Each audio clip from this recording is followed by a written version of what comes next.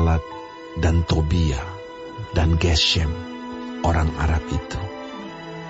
Dan musuh-musuh kami yang lain mendengar bahwa aku telah selesai membangun kembali tembok, sehingga tidak ada lagi lubang. Walaupun sampai waktu itu, di pintu-pintu gerbang belum kupasang pintunya.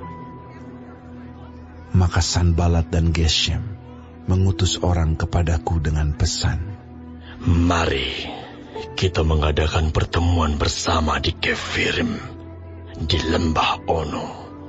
Tetapi mereka berniat mencelakakan aku.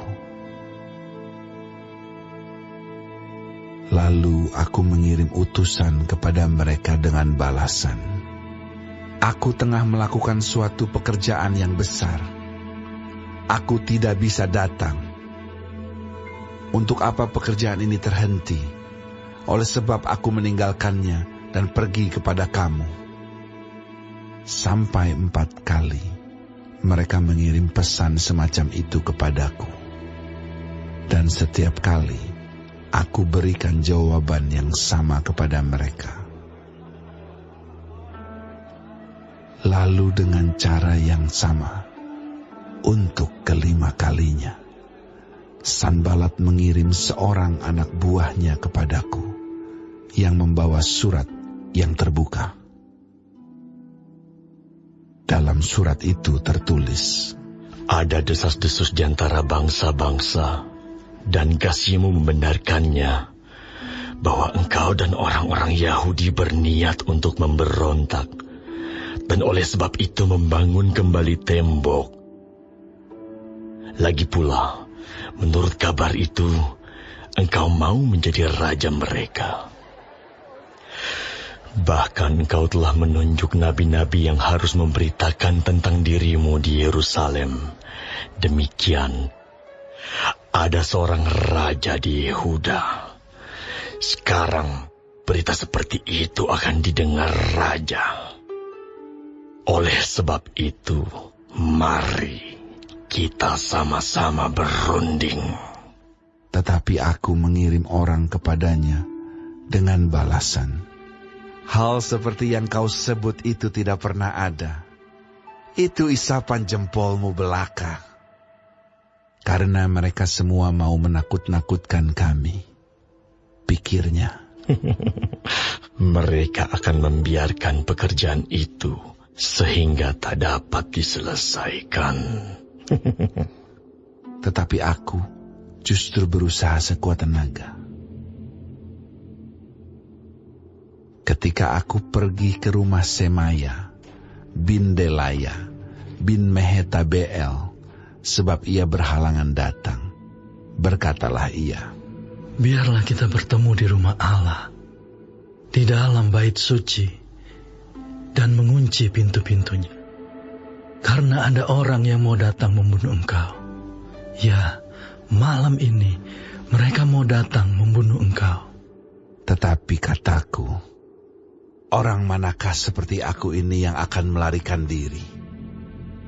Orang manakah seperti aku ini dapat memasuki bait suci dan tinggal hidup? Aku tidak pergi, karena aku ketahui benar bahwa Allah tidak mengutus dia." Ia mengucapkan nubuat itu terhadap aku karena disuap Tobia dan Sanbalat. Untuk ini ia disuap supaya aku menjadi takut, lalu berbuat demikian sehingga aku berdosa. Dengan demikian mereka mempunyai kesempatan untuk membusukkan namaku sehingga dapat mencela aku. Ya Allahku, ingatlah bagaimana Tobia dan Sanbalat masing-masing telah bertindak. Pun tindakan Nabiah Noaja dan nabi-nabi yang lain yang mau menakut-nakutkan aku.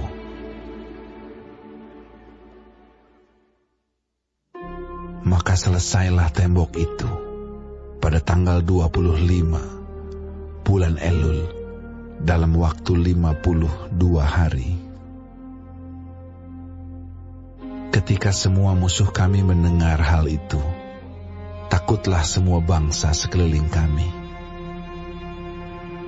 Mereka sangat kehilangan muka dan menjadi sadar bahwa pekerjaan itu dilaksanakan dengan bantuan Allah kami.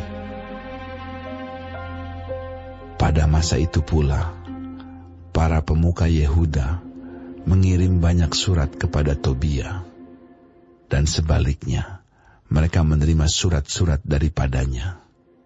Karena banyak orang di Yehuda mempunyai ikatan sumpah dengan dia, sebab ia adalah menantu Sekanya bin Ara, sedang Yohanan, anaknya, mengambil anak Mesulam bin Berekhya sebagai istri.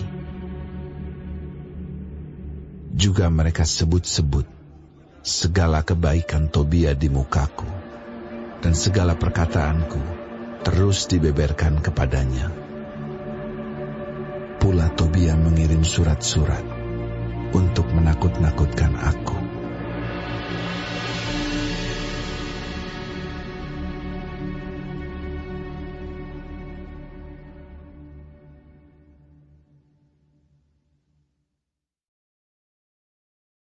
Shalom semua jemaat Tuhan, kembali kita di dalam pendalaman Alkitab Clear Sight.